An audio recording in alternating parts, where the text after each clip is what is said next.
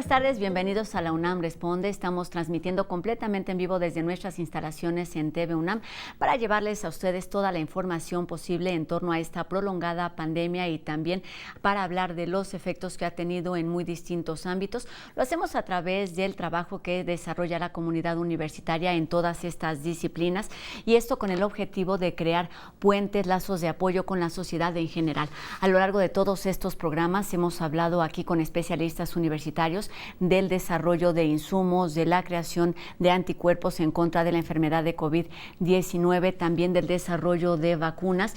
Y bueno, esto sucede aquí en nuestra Universidad Nacional Autónoma de México, pero también sabemos que ocurre en otras instituciones de países, por ejemplo, como Gran Bretaña, China y Estados Unidos. Hoy en particular estaremos hablando de proyectos de este tipo con el doctor Carlos Aramburu de la Hoz, quien es el director de Asuntos del Personal Académico de nuestra universidad, quien nos dará los detalles de 12 proyectos de investigación científica que se trabajan actualmente en nuestra universidad para enfrentar esta pandemia. Sabemos que estos desarrollos son el resultado de la colaboración de personal, de autoridades, de instituciones y bueno, que implican un gran beneficio para la sociedad. Recuerden hacer junto con nosotros este programa. Para ello ponemos a su disposición todas nuestras redes sociales y nuestros números de WhatsApp que ustedes ya conocen. Además de platicar con especialistas universitarios, tenemos humor, cultura y algunos otros temas que seguramente serán de su interés. Y comenzamos este programa como todos los días con un resumen de lo que ocurre en nuestro país, donde de acuerdo a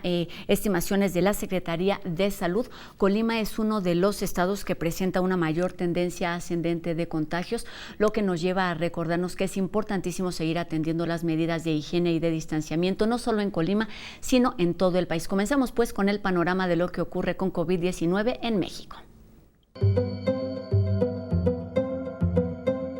Contacto Joven, Red Nacional de Atención Juvenil, es un programa de acompañamiento emocional para las y los jóvenes de México. Es una iniciativa interinstitucional que busca contribuir a mejorar la calidad de vida de las personas adolescentes, jóvenes y sus comunidades durante y pos la contingencia derivada del COVID-19. Entendiendo que las personas jóvenes no son, desde el punto de vista de la enfermedad, quienes tienen los mayores riesgos directos, como sí lo tienen las personas adultas mayores. Pero en las juventudes existen otros riesgos, no solamente de salud en sentido directo, sino también de las alteraciones de la vida diaria que tienen las personas jóvenes durante la epidemia de COVID. Ante el panorama de que muchos niños, muchos jóvenes con discapacidad iban a quedar sin un tratamiento, sin una rehabilitación, decidimos transformar todos los contenidos que requiere un niño con discapacidad en contenidos de telerehabilitación, de modo que ellos desde sus casas, habiendo empoderado a sus papás, a sus mamás, a veces a los abuelos, pudieran seguir avanzando con sus terapias de rehabilitación. Estas enfermedades, las cardiometabólicas, hipertensión, diabetes, obesidad y otras que a continuación mencionaré, están causando la mayor contribución de mortalidad por COVID. Entonces se agrega una enfermedad emergente de carácter infeccioso sobre epidemias no infecciosas que ya existían en el mundo y entonces los mayores estragos ocurren en ese segmento de la población que desafortunadamente padece estas condiciones crónicas. Nuestro país es de los destinos turísticos más importantes del mundo. Ahora, por la pandemia, tuvimos poca afluencia, se cerraron las playas, pero ya también, en la medida de que va bajando la pandemia, se está empezando a incrementar la actividad turística y eso lo vamos a seguir haciendo, se va a seguir haciendo la promoción. hacia el panorama en nuestro país. Sabemos que por distintos conteos que se hacen a nivel internacional con referencia al número de contagios, pues nuestro país aparece en los primeros lugares. Se dice que el número 6 en número de contagios. Es importantísimo no bajar la guardia y evitar los contagios. Supera, por ejemplo, a países como Perú. Veamos cuál es el panorama por la enfermedad de COVID-19 en el resto del mundo. En España, las tasas de infección se han disparado con más de 1.000 nuevos casos reportados diariamente en Cataluña. Madrid endurece medidas contra el coronavirus, haciendo obligatorio el uso de cubrebocas y restringe a no más de 10 personas en un mismo lugar. Alemania advierte a turistas contra viajes a regiones de España que enfrentan brotes renovados. Estados Unidos registró 56.336 nuevos casos y 1.076 muertes por COVID-19 en las últimas 24 horas. México suma 44.022 muertes por COVID-19 y registra 395.489 casos confirmados. Irán reporta 235 nuevas muertes, una cifra récord para un solo día en el país más afectado de Medio Oriente. Rusia registra 5.395 nuevos casos, lo que lleva su conteo nacional a 823.515, el cuarto más grande del mundo. China continental reporta 68 nuevos casos de coronavirus, 64 de ellos transmitidos localmente.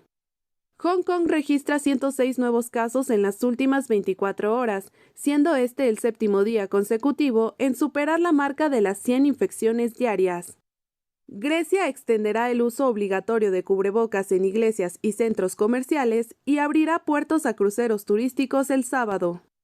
En Pakistán, el número de infecciones diarias cae por debajo de 1.000 por primera vez en 3 meses, con 936 nuevos casos.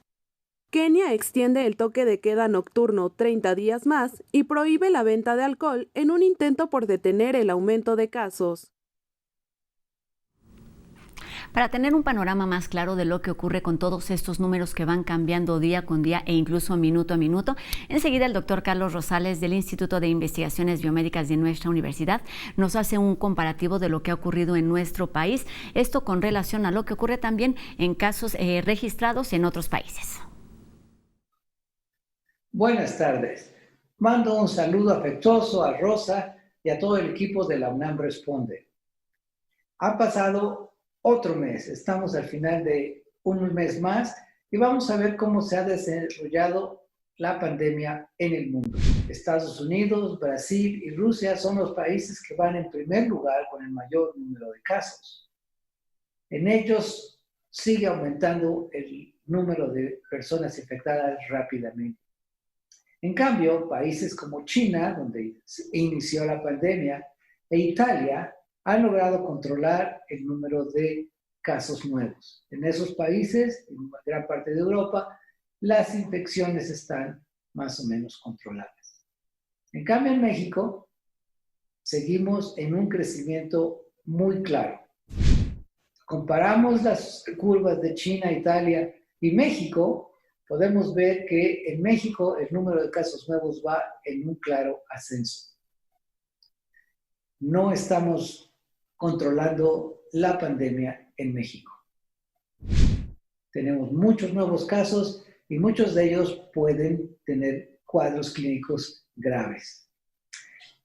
No se confíe, aunque el semáforo esté en color naranja, usted debe seguir todas las recomendaciones. De preferencia, no salga si es posible y si sale, recuerde usar mascarilla que cubra nariz y boca, mantenerse alejada de las otras personas y sobre todo lavarse las manos frecuentemente. Cuando evite tocarse la cara con las manos sucias. Tenemos que cooperar todos para que el número de casos de personas infectadas no siga aumentando. Gracias. Regresamos con Rosa al estudio de TV UNAM. Pues sí, importantísimo el uso de cubrebocas entre toda la ciudadanía. Y bueno, sabemos que la colaboración entre investigadores, académicos y estudiantes que han puesto a disposición de la sociedad en general sus conocimientos, sus talentos y también una entrega. Esto relacionado con la pandemia que estamos viviendo desde hace ya varios meses en México y en el mundo, pues ha dado como resultado por lo menos 12 proyectos de los que estaremos conversando esta tarde con el doctor Carlos Aramburu de la Hoz, quien les decía es el director general de Asuntos del Personal Académico, ha sido coordinador de la investigación científica de nuestra universidad y fundador del Centro de Neurobiología también de nuestra universidad. Doctor, ¿cómo está? Buenas tardes. Un gusto recibirlo aquí en este espacio de La UNAM Responde. Hola Rosa, muy buenas tardes a ustedes, muchas gracias por la invitación y un saludo cordial también a todo su auditorio. Pues muchas gracias por estar aquí con nosotros. Tenemos mucho de qué platicar de esta DEGAPA que está encargada de asuntos relacionados con el personal académico, que estimula su actualización, la formación de recursos humanos a través de estímulos y de reconocimientos, tiene distintos programas, pero platíquenos, doctor, cómo está funcionando o cómo es que ha estado trabajando durante los últimos meses para también ayudar desde esta trinchera a contrarrestar los efectos de la pandemia ocasionada por el virus del SARS-CoV-2. Claro que sí. Bueno, la DEGAPA es una dependencia universitaria que tiene que ver con toda la universidad, desde el bachillerato hasta el posgrado, facultades, escuelas, institutos y centros de investigación, y ahí se coordinan alrededor de una veintena de programas que tienen que ver prácticamente con todos los rubros de actividad del personal académico. En particular, lo que tiene que ver, digamos, con el tema que hoy queremos revisar es que una de las funciones de la DEGAPA es el de estimular la realización de proyectos de investigación e innovación tecnológica a través de su programa PAPIT, por el acrónimo de este programa, y tan pronto como en México empezamos a conocer de esta terrible enfermedad, nos planteamos la necesidad de convocar a la comunidad universitaria para aprovechar sus capacidades, su potencial y hacer sinergias. Entonces, ante la irrupción clara ya de esta enfermedad provocada por el virus SARS-CoV-2 en México, como es bien sabido, la UNAM inició una serie de acciones y medidas que pudieran contribuir a resolver o a mitigar parte de la enorme problemática que esta pandemia ha estado provocando y que tiene sin duda impactos importantes en diversos aspectos de la realidad nacional, como son el de la salud, el económico, el educativo, el social, entre otros. Y por ello, con la autorización de la Rectoría, se decidió emitir una convocatoria extraordinaria, porque ya para el 2020 se había emitido una convocatoria de proyectos, como siempre, para apoyar la investigación, y tenemos más de 2,000 proyectos vigentes, apoyados por la DEGAPA en este sentido. Pero se trató de hacer una convocatoria dirigida específicamente para desarrollar estrategias que nos permitieran enfrentar la nueva pandemia de COVID en México. Y esta convocatoria iba dirigida a los universitarios para que presentaran propuestas colectivas que desarrollaran acciones en la lucha contra los impactos de esta terrible enfermedad. Exactamente, doctor. Perdón, sí, bueno, iba en esta misma línea, esta convocatoria, estrategias para enfrentar la nueva pandemia COVID-19 en México, fue lanzada el pasado 30 de marzo y como nos decía, pues tiene un objetivo muy particular, que es la vinculación, investigación, docencia. ¿Por qué la importancia de tener un realce y un particular interés en este vínculo y en esta colaboración, doctor? Claro, bueno, dentro del PAPIT hay 5 modalidades para apoyar distintos proyectos, y desde hace unos 6 años más o menos se diseñó una que es de vinculación, investigación, docencia, en donde lo que se trata es de favorecer el trabajo multi e interdisciplinario que conjugue el esfuerzo de al menos 3 grupos de investigación ya consolidados y que favorezca o estimule la interacción entre académicos, pertenecientes a facultades y escuelas por una parte y también a institutos y centros de investigación, de manera que se potencien las capacidades universitarias. Y en este esquema es muy importante el desarrollo de nuevas alternativas de formación de recursos humanos que abarquen aspectos no solamente convencionales, sino también heterodoxos y que nos permitan tener un impacto mayor en la preparación y capacitación de nuestros estudiantes, al mismo tiempo que se generan programas emergentes de enseñanza, aprendizaje, docentes y de vinculación con distintos sectores en la comunidad. Y aquí no solamente se propician interacciones al interior de nuestra propia institución, sino también con académicos y especialistas en otras instituciones del país. Entonces, esta modalidad tiene como objetivo el promover la colaboración y aprovechar al máximo las capacidades universitarias. Y en el caso específico de la pandemia COVID, pues se enfocó esta convocatoria para tratar de sumar los esfuerzos de nuestros académicos para tratar de resolver ello. Entonces, estos proyectos deberían de contribuir a resolver alguna problemática derivada de la pandemia en diversos ámbitos, como son el de la salud, los aspectos económicos, los aspectos sociales y algunos aspectos educativos también. Deberían de ser pertinentes, relevantes, de alta calidad y originalidad, que sean viables y con un potencial de factibilidad para atender los temas específicos de esta convocatoria.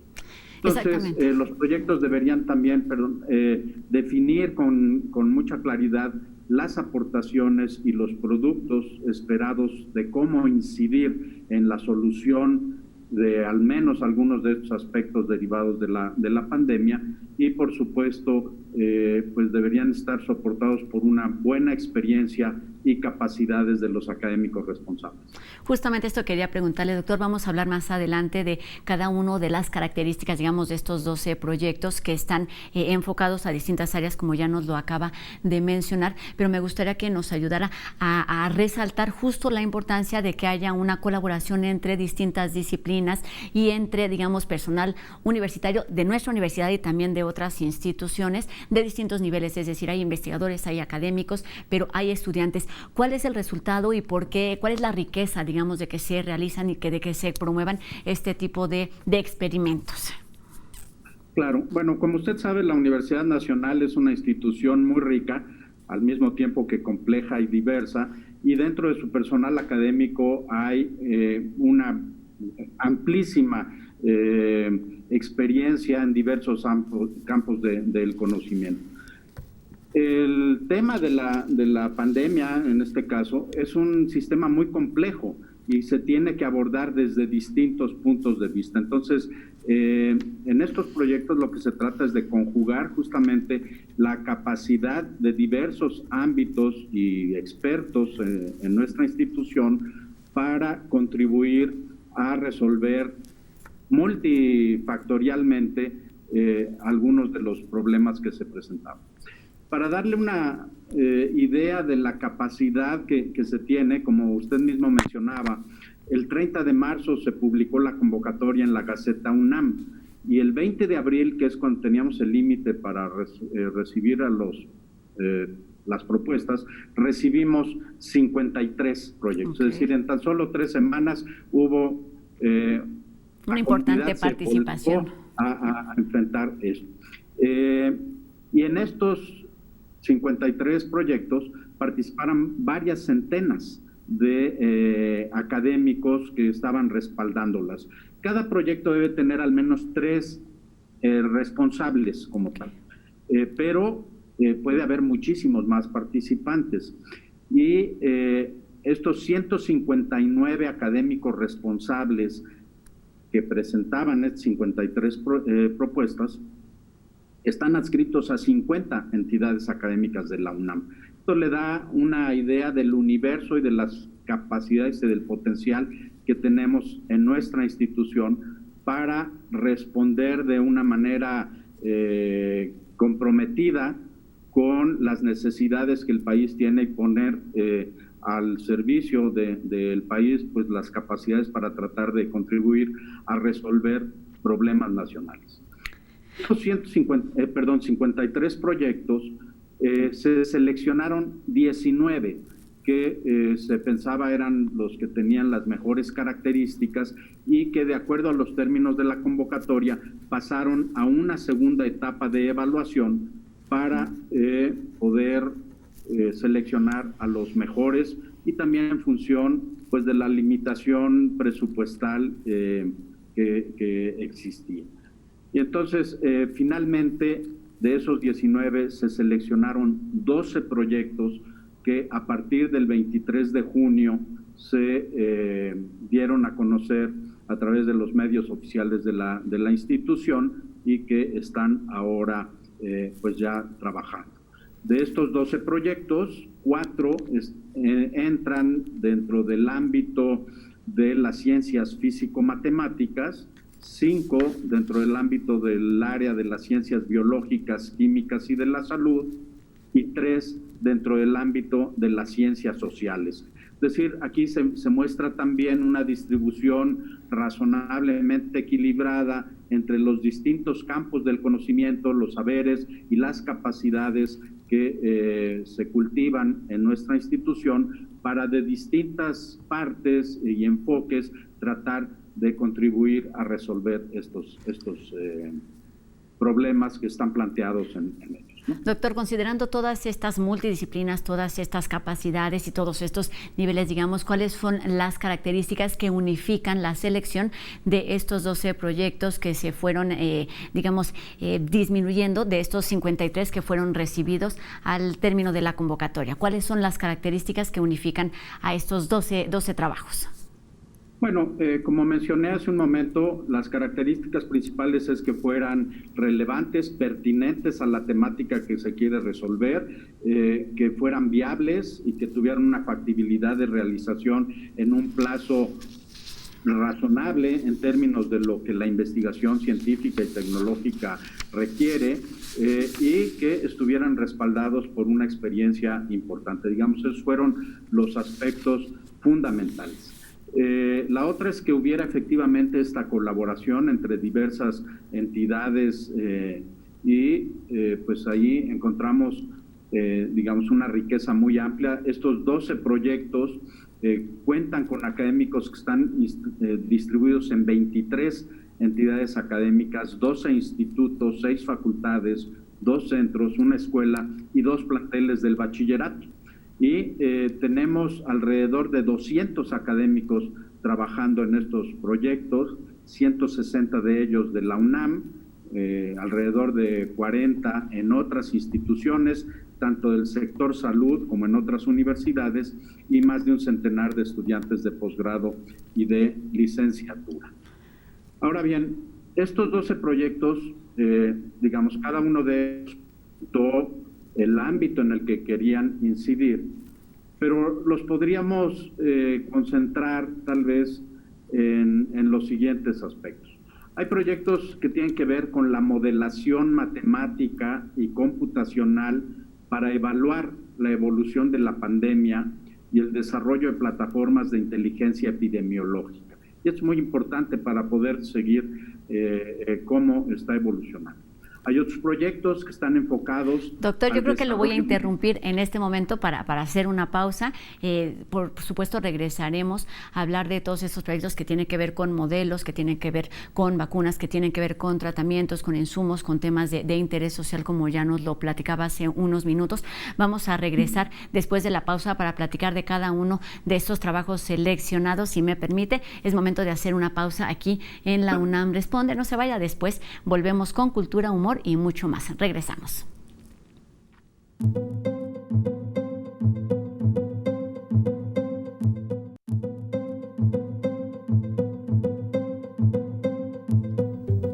Qué gusto que continúen con nosotros aquí en la UNAM Responde y enseguida les presentamos la reflexión de Jacobo Dayan, quien nos habla sobre los altos índices de violencia y los homicidios que se han incrementado en nuestro país durante esta pandemia. Continuamos en el semáforo naranja en buena parte del país, con buena parte de la población confinada. Sin embargo, la violencia sigue creciendo. Los datos del primer semestre de 2020 marcan un nuevo récord de violencia, dejando alrededor de 18,000 asesinatos e incluso la violencia creciendo en casi un tercio del país. Un reportaje de Animal Político reporta que los primeros 6 meses de este año desplazaron a los de 2019 como los más violentos que haya tenido registro en la historia contemporánea mexicana. Se trata de un promedio de casi 100 asesinatos premeditados todos los días. Repito, a pesar de la pandemia, cuando una buena parte de la población se encuentra confinada. El secretario de Seguridad Pública, Alfonso Durazo, ha presumido una disminución en las cifras de asesinato, pero esto no es real. Por 6º año consecutivo, esto es muy dramático, hay un incremento de la violencia homicida en nuestro país. Estimaciones del Gabinete de Seguridad apuntan a que al menos 60% de los crímenes en el país son resultado directo o indirecto del crimen organizado en el país.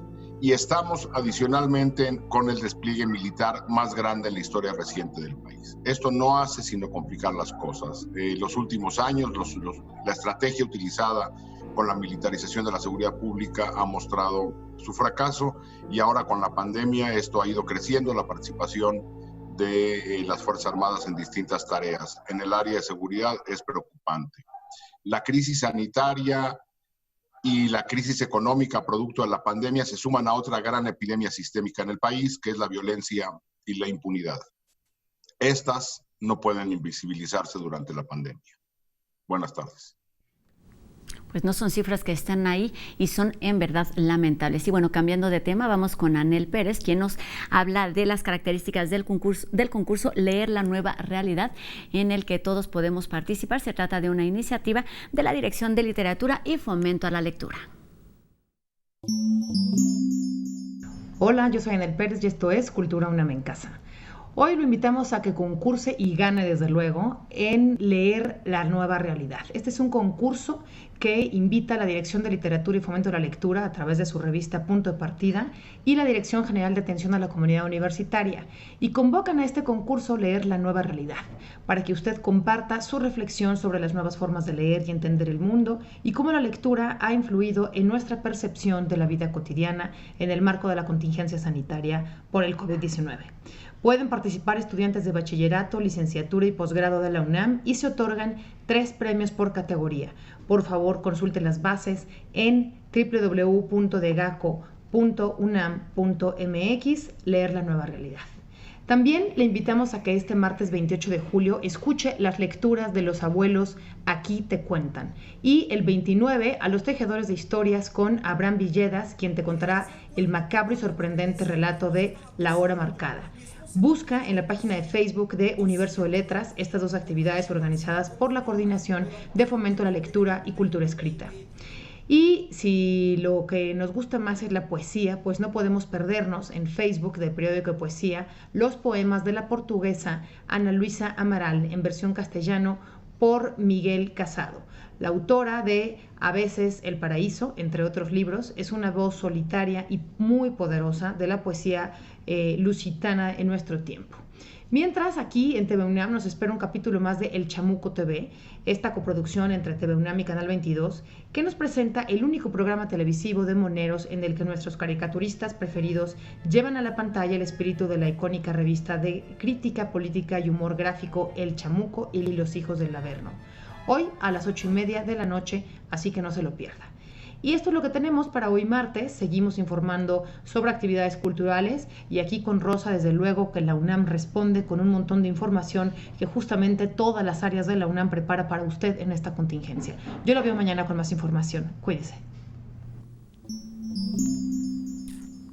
Gracias, Anel. Pues sí, aquí seguimos con muchísima información porque la vida continúa, aunque sea de manera distinta, y podemos verla con un poquito de ingenio y creatividad gracias al equipo de No Memes.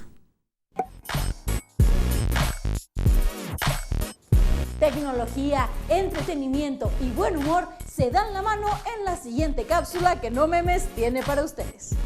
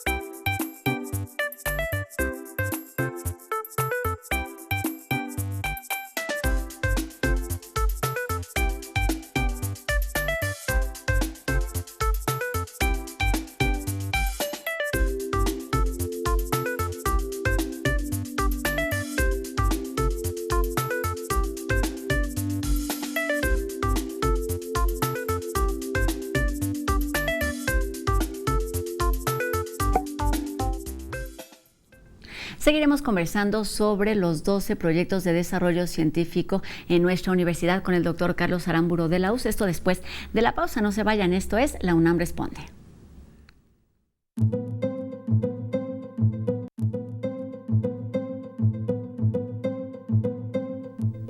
Estamos de regreso en La UNAM Responde, listos para presentarles una pieza más sobre infodemia que nos preparó el equipo de Entrending.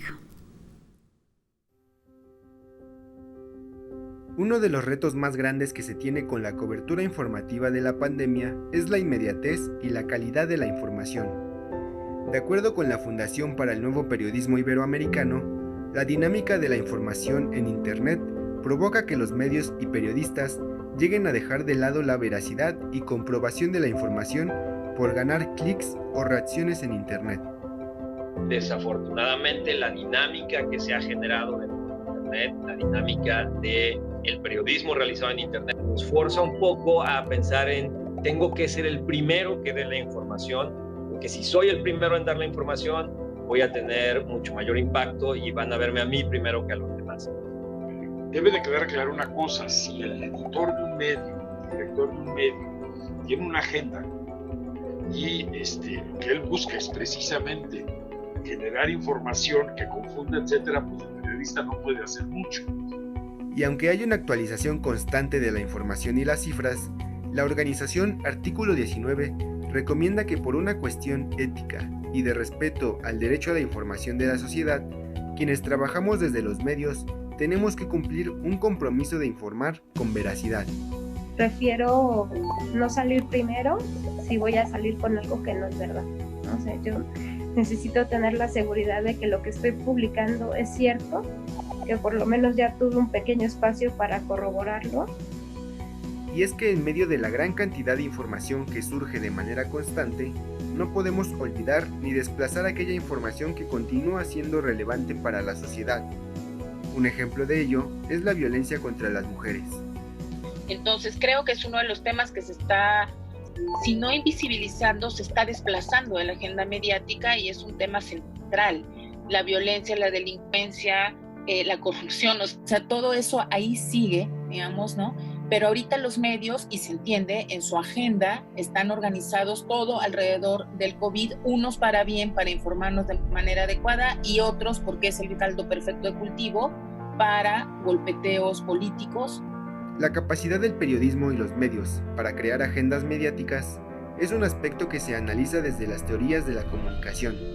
Sin embargo, aunque hay quienes utilizan esta herramienta de mediatización para intereses ajenos al periodismo, hay también aquellos que trabajan desde concepciones básicas, que guían una labor comprometida con las personas. Considerarnos como herramientas de uso social. O sea, es cierto que somos seres humanos, que trabajamos en empresas especializadas, pero eso somos herramientas de uso social. Nuestra contribución es esa, corroborar, comprobar si la noticia es falsa o verídica y dar y explicación, contexto, y pues la gente irá decidiendo. Aunque la pandemia del COVID-19 ha representado una amenaza directa para la salud, es necesario aprender otras lecciones. Una de ellas relacionada con la calidad de la información que recibe la sociedad, a quienes servimos los medios y a aquellos que trabajamos en ellos. Y seguimos hablando de la importancia de acercarnos a información confiable, esta vez a través de una cápsula que nos presenta la Dirección General de Divulgación de la Ciencia.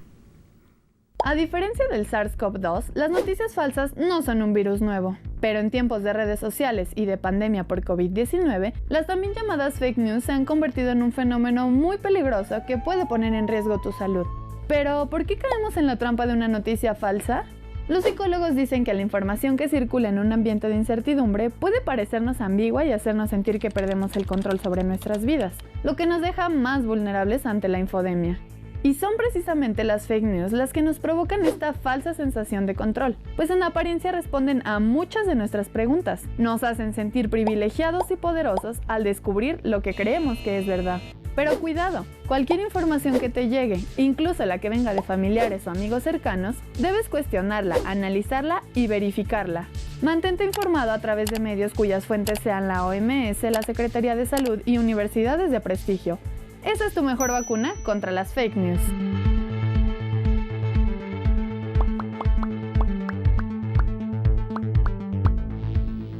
Y retomamos nuestra conversación con el doctor Carlos Aramburu de la Hoz, quien es el director general de Asuntos del Personal Académico y quien fuera el primer director del Instituto de Neurobiología de nuestra universidad. Doctor, un gusto que siga con nosotros. Veníamos hablando de las características de esta convocatoria extraordinaria de estrategias para enfrentar la nueva pandemia COVID-19 en México, y comenzaba usted a hablarnos del primero de estos 12 proyectos seleccionados que atienden distintas áreas de impacto por esta contingencia, por esta crisis sanitaria. Nos hablaba de este grupo de modelación matemática. Retomamos en este punto, si le parece.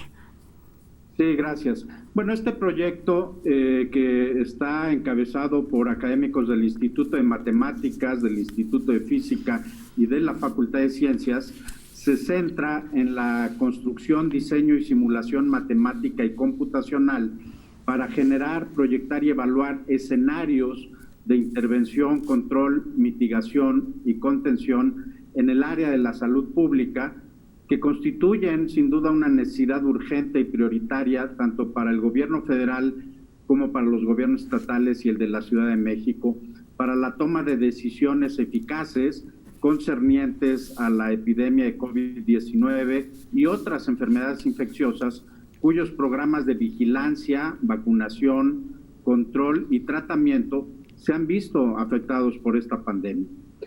Sin duda se requiere hacer un mejor modelaje que permita tomar medidas preventivas y coadyuve a la elaboración de políticas públicas más efectivas para contener y mitigar los efectos de la pandemia, así como para prever las consecuencias de una segura segunda ola que se considera inevitable para generar medidas de control tanto en magnitud como en temporalidad. Entonces es un proyecto muy importante. Sí, resulta indispensable esto del modelaje, porque de lo que se trata es de conocer, digamos, a detalle este virus, que es lo que está poniendo literalmente al mundo de cabeza. Doctor, el segundo de los proyectos está relacionado con el desarrollo de insumos e instrumentación en atención a la emergencia sanitaria. Así es, aquí se han conjugado esfuerzos de cerca de 50 académicos de muchas entidades, pero está encabezado por el Instituto de Física, el Instituto de Ingeniería y la Facultad de Ingeniería, y lo que ellos proponen es el desarrollo de metodologías y prototipos de aditamentos y equipos médicos que contribuyan a mitigar los efectos de la emergencia sanitaria, tanto de manera inmediata como en el mediano plazo, y también contribuir a crear una infraestructura capaz de enfrentar futuras emergencias de manera más expedita y eficaz. Dentro de los ejemplos de prototipos que se están desarrollando hay los ventiladores, sensores de temperatura, sensores de pulso, oxímetros, que eventualmente pueden integrarse a través de tecnologías de inteligencia artificial para el telemonitoreo. Se desarrollarán dispositivos y sensores que puedan incorporarse al cuerpo para monitorear de forma remota la información fisiológica de los pacientes y realizar diagnósticos clínicos a distancia que permitan determinar la condición de salud de los pacientes y de sus familias, y que así las autoridades sanitarias puedan tener información en tiempo real para la toma de decisiones, se pueda brindar apoyos médicos y psicológicos, por ejemplo, al enfrentar cuarentenas como la que hemos estado viviendo. Entonces, es un proyecto también muy importante. Por un lado, mejorar la atención médica y por el otro, proteger al personal de salud. Doctor, nada más no me quedó claro si es solamente un grupo de trabajo o son distintos grupos que están participando en todo este gran proyecto de desarrollo de insumos y equipo médico. No, son varios grupos que están coordinados por estos tres académicos que presentan la propuesta, pero como mencionaba, son cerca de medio centenar de investigadores que están trabajando conjuntamente en el desarrollo de estos prototipos e insumos. Muy bien. El siguiente es análisis de imágenes.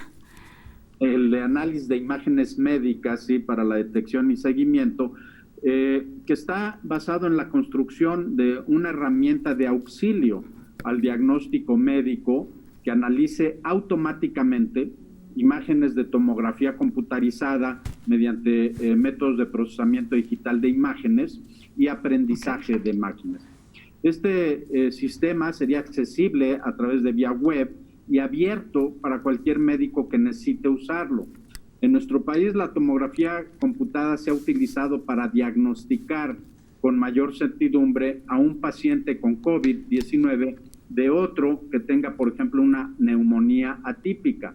Y si bien hay un número importante de este tipo de equipos en los hospitales del país, sí hay una insuficiencia de radiólogos expertos capaces de diferenciar entre estos dos tipos de enfermedades. Entonces, esta herramienta coadyuvará a realizar un mejor diagnóstico con mayor certidumbre, reduciendo los falsos positivos y aumentando la probabilidad de detección de COVID-19 para poder otorgar un tratamiento más adecuado al paciente. Entonces, se brinda una herramienta que estará disponible a todo el sector salud. Digamos, con métodos más acertados, ya que no se requiere, digamos, de la formación de recursos humanos en este momento en donde pues la emergencia está aquí y se debe atender de la forma más rápida. Tenemos otro doctor que está relacionado con una plataforma universitaria de inteligencia epidemiológica.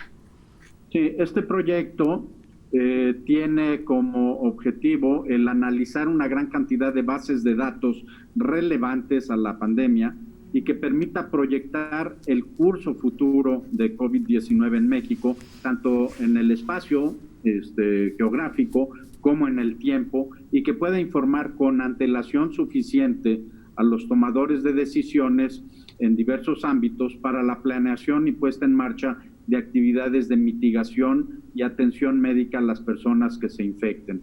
Esta plataforma también permitirá informar sobre impactos económicos y sanitarios de la epidemia a nivel municipal, estatal y nacional, y por ende contribuirá a evaluar la heterogeneidad regional en la distribución de dichos impactos, así como generar estimaciones costo-beneficio de las medidas que se pretendan adoptar. Muy bien. Tenemos ahí por ahí otro proyecto que parece ser uno de los que más reflectores tienen, que es justamente el desarrollo de vacunas, no solo en México, sino en todo el mundo, doctor. Sí, tenemos un bloque de 5 proyectos provenientes del área de las ciencias biológicas, químicas y de la salud, que están enfocados en el desarrollo de vacunas y en el desarrollo de métodos diagnósticos más rápidos, más sensibles, más simples, y también en el desarrollo de posibles tratamientos alternativos. Uno de ellos es el desarrollo de una vacuna basada en nanopartículas genéticamente codificadas y termoestables contra el virus SARS-CoV-2. Uno de los aspectos de esta enfermedad deriva de la respuesta inflamatoria vascular que resulta en un severo edema pulmonar y falla respiratoria. Entonces, aquí se propone desarrollar una novedosa clase de vacunas que, además de contener los antígenos para montar una respuesta inmune robusta y de generación de anticuerpos neutralizantes, simultáneamente contribuye a reducir el proceso inflamatorio y estimular la respuesta inmune del hospedero. Entonces, es una vacuna, digamos, multifactorial también, que está basada en experiencias previas que ya se han desarrollado en la universidad y que pensamos que tiene un futuro muy interesante. Este proyecto está encabezado por académicos del Instituto de Fisiología Celular, del Instituto de Investigaciones Biomédicas y de la Facultad de Medicina. Hay otro proyecto que está destinado a evaluar la respuesta inmune temprana y convaleciente de pacientes infectados con SARS-CoV-2 y el desarrollo de inmunoterápicos para enfermos en estado crítico por COVID-19. Y aquí son académicos del Instituto de Biotecnología y de la Facultad de Medicina. Por una parte, se trata de desarrollar pruebas diagnósticas basadas en la técnica de ELISA para la detección de anticuerpos séricos, tanto del tipo IgM como IgG, como una alternativa para el diagnóstico durante el curso de la infección, cuando el virus ya no está presente, pero sí para determinar la presencia de anticuerpos y saber cuántos tuvieron contacto y si esa respuesta inmune se mantiene. Exacto, que es algo que todavía no se tiene, digamos, completamente estudiado. Entonces es importantísimo tener grupos de trabajo que estén enfocados en este tema, precisamente para seguir conociendo cómo funciona el virus y cuál es la reacción a nivel social, doctor. Así es, y que nos permitirá tener un conocimiento mucho más amplio de quienes realmente han estado en contacto con el virus y la respuesta que han tenido. La llamada inmunidad. Exactamente. Otra parte de este proyecto muy interesante es que ante la falta de fármacos antivirales específicos, al menos ante este momento, una alternativa ha sido el utilizar el plasma de pacientes convalecientes de la enfermedad para darlos. En este proyecto lo que se propone es el desarrollo de los llamados favoterápicos, que es la generación de anticuerpos en caballos hacia proteínas del virus, pero que se tratan y que pueden ser muy útiles para el tratamiento de la enfermedad como tal. Existe experiencia muy importante en la universidad en el uso de estos favoterápicos en otras patologías, y una de las ventajas adicionales es que se pueden obtener con una pureza muy alta, tener una estandarización también de calidad muy clara y tener una alta disponibilidad. Y también tenemos los proyectos que están relacionados precisamente con el impacto que va más allá de los efectos sanitarios, de los efectos en la salud, que tiene que ver con la cuestión social, doctor. Sí, bueno, ahí tenemos 3 proyectos. El primero de ellos tiene que ver con estrategias de intervención sociofamiliar y comunitaria ante el impacto social de la pandemia, con una perspectiva de género en la Ciudad de México. Está encabezada por académicos de la Escuela Nacional de Trabajo Social y el Centro de Investigaciones Interdisciplinarias en Ciencias y Humanidades. Y aquí lo que se pretende es establecer estrategias de intervención innovadora que permitan la incorporación de la educación social comunitaria como una herramienta para favorecer la actuación resiliente, colaboradora y apropiadora de las acciones e identidades colectivas. Se centra en el análisis de la agudización de la violencia de género en el ámbito familiar, que se ha incrementado ante las medidas de confinamiento provocadas por la pandemia, y este proyecto involucra el abordamiento de 3 grandes líneas que se conjugan de manera transversal. 1, emergencia social comunitaria; 2, violencia de género y familias; y 3, mujeres universitarias y derechos humanos. Entonces, un proyecto con un impacto social muy, muy importante. Otro proyecto derivado también del área de las ciencias sociales es el que tiene que ver con el crecimiento económico, la distribución del ingreso y el bienestar en México. Y tiene como finalidad el indagar los efectos que la crisis económica actual han tenido sobre el bienestar, el crecimiento, la distribución del ingreso y el empleo informal en nuestro país, y ello a la luz de las medidas de las políticas que se han implementado por la actual administración gubernamental, que son diferentes a las que tradicionalmente se habían adoptado ante otras crisis a lo largo de los últimos 40 años. Entonces aquí se pretende investigar sobre el impacto y efectividad en las variables económicas y sociales más destacadas de estas medidas heterodoxas que no habían sido adoptadas con antelación, y ello permitirá contar con elementos para definir si deberían o no implementarse ante eventos similares en el futuro. Con ello se busca contribuir a generar propuestas de política económica que sirvan como apoyo en las decisiones para la elaboración de un plan que apoya la recuperación y el bienestar de la población mexicana en el mediano y en el largo plazo. Se habla principalmente de este tema en el impacto económico, porque obviamente tiene que ver con el bienestar de las familias, y bueno, en los días recientes se ha hablado de hasta un proceso de un periodo de 4 años para volver, digamos, al momento económico en el que estábamos antes de la pandemia. Doctor, el último proyecto tiene que ver con un estudio de impacto en docentes y estudiantes que por supuesto tiene que ver en el ámbito social, pero se nos está terminando el tiempo y me gustaría preguntarle algunas dudas sobre lo que sucede con estos proyectos. Estos 12 proyectos que fueron seleccionados, ¿en qué etapa están? ¿Reciben, por supuesto, un presupuesto? Y platíquenos cuáles son los pasos siguientes.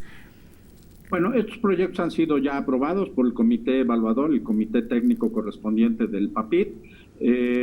Los recursos han sido distribuidos ya a las entidades académicas en donde están adscritos cada uno de estos académicos, investigadores.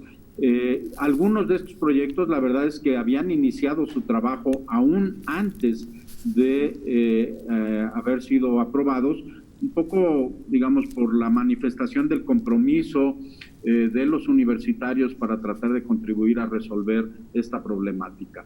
Están trabajando estos proyectos, su horizonte es para que terminen en un periodo de 3 años, recibirán o ya recibieron, digamos, en este primer año prácticamente la mitad de los recursos, y en el curso del segundo y del tercer año se concluirá la entrega de los recursos. Estos proyectos llevarán un seguimiento muy estrecho a lo largo de su desarrollo, y los principales productos que generarán, como ya mencionamos, son insumos y equipos para la salud, métodos diagnósticos, prototipos de vacunas y potenciales fármacos. Ahí habrá que hacer mucho en la transferencia de tecnología y la vinculación con el sector farmacéutico y empresarial, el diseño de políticas públicas, propuestas de mitigación al impacto social, conocimiento original, se producirán artículos científicos, patentes, transferencias. Una parte muy importante es que se formarán muchos recursos humanos especializados en estos temas, y sobre todo se integrarán grupos de trabajo multi e interdisciplinarios que hagan sinergias y consoliden las capacidades de respuesta de la UNAM a este tipo de problemas que aquejan al país. Exactamente, retomando esto de los procesos, pues a largo plazo se planea que sea alrededor de 3 años, y como bien dice, pues ya hemos platicado, por ejemplo, aquí con la doctora Laura Palomares sobre vacunas, con la doctora Helen Young sobre los proyectos en los que ya están trabajando incluso antes de recibir el presupuesto, pero bueno, lo que implica estos recursos es que se puede agilizar todos los procesos para que la aplicación sea más pronta. Doctor, para terminar, me gustaría que nos hablara justamente de la importancia de vincular la academia, a los estudiantes y la investigación, no solamente con nuestra universidad, que eso es lo que ha sucedido siempre, sino nos decía también en algún momento, con el sector gubernamental, también con el sector social y empresarial, porque de lo que se trata es de que se produzca lo que se tenga que producir en niveles masivos, digamos. Claro, yo creo que esta es una manifestación muy clara de las capacidades y del compromiso que nuestra institución tiene para contribuir a la solución de problemas importantes para la nación. Pero no somos una isla, estamos en un contexto social muy amplio, muy diverso, y una de las características del trabajo que se hace en la universidad es de vincularse con la sociedad a través de sus diversos sectores. Y este ejercicio que ha venido haciendo la universidad, en este caso particular para atacar a la pandemia, pero que lo hace en otros ámbitos de manera cotidiana, pues es un reflejo más de esta vocación institucional de servir al país. Pues sí, ciencia que se pone al servicio de la sociedad, queda más que demostrada con lo que ha sucedido en nuestra universidad durante toda esta contingencia, y por supuesto estaremos muy al pendiente de lo que ocurra con cada uno de estos 12 proyectos que se están impulsando desde la Dirección General de Asuntos del Personal Académico, la DEGAPA de nuestra universidad. Doctor Carlos Aramburu de la Hoz, agradezco muchísimo estos minutos para la UNAM Responde y el interés de compartir no solamente con nosotros, sino con la comunidad y con la sociedad lo que se está trabajando desde nuestra universidad. Al contrario, muchísimas gracias por la oportunidad de comunicarnos con la sociedad a través de su medio y el gran impacto que está teniendo este programa para difundir lo que la universidad hace por su país. Importante resaltar una vez más, doctor, que es una colaboración entre distintas instituciones, entre distintas disciplinas y entre distintos grupos de trabajo que están presentes en la investigación, en la docencia, pero también como estudiantes de distintos niveles. Hay, nada más para terminar, estudiantes de bachillerato y hasta posgrado, ¿verdad? Así es, bachillerato, licenciatura y posgrado, inicialmente más de un centenar, y estoy seguro que a lo largo de los 3 años del desarrollo de estos proyectos se incorporarán a ellos muchísimos más que estarán haciendo sus tesis de grado, estarán generando conocimiento y estarán formándose para ir a contribuir al desarrollo del país. Exactamente, y ver esta crisis sanitaria no solamente como como una crisis, sino como una oportunidad de investigación, de desarrollo y de trabajar en beneficio de la sociedad. Doctor, muchísimas gracias por haber estado aquí con nosotros en la UNAM Responde. Y antes de despedirnos, nosotros tenemos algunos consejos de deportes para mantenernos activos aún estando en casa. Veamos. Hola, soy Valentín. Deporte UNAM te sigue acompañando en esta contingencia. En esta ocasión vamos a trabajar ejercicios de gimnasia estática para el fortalecimiento de hombros y de brazos. El siguiente ejercicio es la continuación del anterior. Subirás tus hombros hacia tus orejas e intentarás llevarlos hacia el frente. Mantendrás esa posición durante 10 segundos. Al terminar vas a relajar y los vas a repetir 3 veces. Para el seguimiento de todas las rutinas de gimnasia estática, te invitamos a consultar nuestra página www.deporte.unam.mx.